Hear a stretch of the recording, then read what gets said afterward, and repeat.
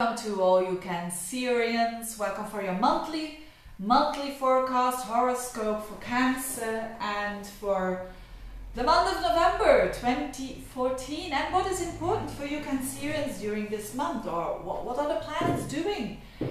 There are two important things, and first of all, there is a stellium going on, and I'll explain that in a minute, in a fellow water sign of Scorpio. So that would not be too hard for you, I think. And secondly, there's a stellium going on, and secondly, there is Mars doing connecting with Pluto and as transiting your 7th house of relationships, so that is important as well.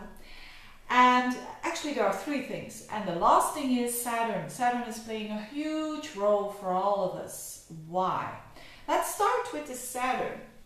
Saturn is in your 5th house for a long time for Cancerians, which can be, you know, the Scorpio house, the 5th house. 5th house is a very fiery house, and Saturn is not fiery. Saturn is discipline, hard work, delays, slow. So that's why for Cancerians it can be, although it is in Scorpio, which is a fellow water sign, it's a bit of a paradox as well, because it's in a fiery sign that wants to expand, and Saturn is a planet that wants to restrict. That's a contradiction. Can make you a bit stressy, but it's there for a reason.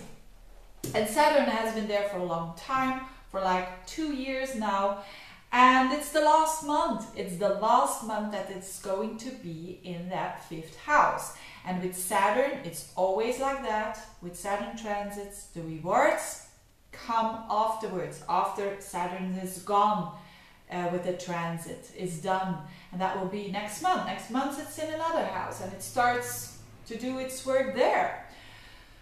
So you Cancerians in general, you have learned a lot about the 5th house. You have learned to restrict, to discipline, to focus on your 5th house. And what is 5th house? For a lot of Cancerians, it will be your children. For other Cancerians, it will be their hobbies. For other Cancerians, it will be their projects, their creative projects. But it can also mean the way that you express yourself, the way you express your sexuality, the way you express what you feel, what you think is really you. That's all the 5th house, so that's quite a big deal. But it's a very optimistic house, it's a very fiery house, so you're supposed to have fun there. And what does Saturn do? Does it take away the fun?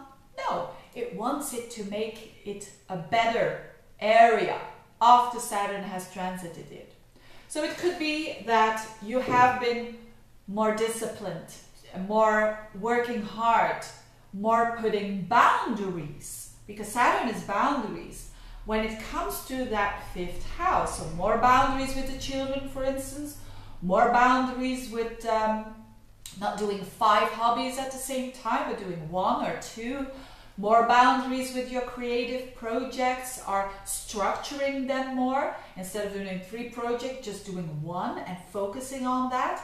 And your rewards will be next month, and not only next month, a lot of months after that, because there has been such a focus on the 5th house. And so with Saturn there, it has forced you to stand still and to think about. I'll give you an example. Let's say with children. Let's say that you're just, I'll give that example with another sign as well. Let's say that you just had a child, and it's your firstborn, and you think about, you stand still about how you're going to raise your child. And that starts when it's already born, isn't it? That even starts before that. And you're trying to be the best mom, and you know, Cancerians have that natural understanding of how to raise a child, especially little children, especially babies, because they have that nurturing instinct that most Cancerians have. Sometimes I say, I'm a Cancerian, I'm not nurturing. No, but they have Moon conjunct Uranus, for instance. So these are general horoscopes. So in general, people with a lot of planets in Cancer, they're great supporters. They should. It's their thing. It's their essence, especially with the Sun in Cancer. But what this parent could do when you have a newborn, they could think about, how can I do this the best way? How can I work hard so that my child becomes strong? You know, we all want to have strong children, that they can do what they want to do in life and that they feel empowered. Certainly also a Cancerian wants that. And then you can think of, well, if I want to do that, I have to put my boundaries with my even newborn. And that could be, for instance, that you have been, every time that the baby cries, you've picked it up. Because that is a new way of upraising, for instance, that you heard of a good friend who already has children, and she or he is saying, every time your baby cries, you have to pick it up. That was, you know, what you thought was the best thing to do. And now, with Saturn there in your 5th house, you are feeling that maybe I have to be a bit more restrictive, a bit more boundaries, not too much, but you know, it doesn't feel good. Listen to your body. The body has an intelligence. Listen to what your body is saying. And you could do, for instance, you could say, oh yes, but when my baby cries, there's a difference in crying. This is the over focus of the 5th house, you could say, in Scorpio. You could really think, oh, but sometimes it cries like this. It's really from the belly, you know, they're really having a tough time. And sometimes he or she cries like this. And it's just because it's bored. You know, he or she is having a boring time. And maybe when they're a little bit bored, maybe I should give them the space to be a bit bored, to be a bit unhappy. That's part of the education, if you like. So I'm just giving you this example because it shows that you are working with boundaries with the 5th house, and that has its meaning and that has its positive outcome. But it's not nice. I know, I'm a mom myself. I know putting boundaries with children is tough, especially in these days when we are learned that we should always be joyful and we should never have bad times. You know, this is not the reality of life. But it could have to do with other 5th house issues. It could have to do with romance. Maybe you just have met someone new and you're flying there, you know, and you need to land a little bit more. It could be as easy as that, you know, it depends on your context. And having said that, so there are so many planets in that 5th house. There is Venus crossing the Saturn in that 5th house.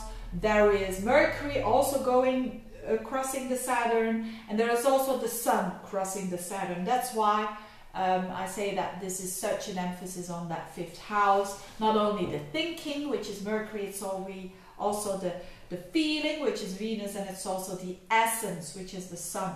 So especially the first 2 weeks of the month are very much a focus on that 5th house, and to make it stronger ultimately, and to put those boundaries where they need to be put. Then the other that is a stellium. A stellium is a lot of planets going on there, which means the overfocus. And the Saturn is so strong now because a lot of fast planets are going in an aspect with the Saturn. They're touching the Saturn. Now the other thing that I mentioned for you Cancerians is Mars. Mars in your 7th house.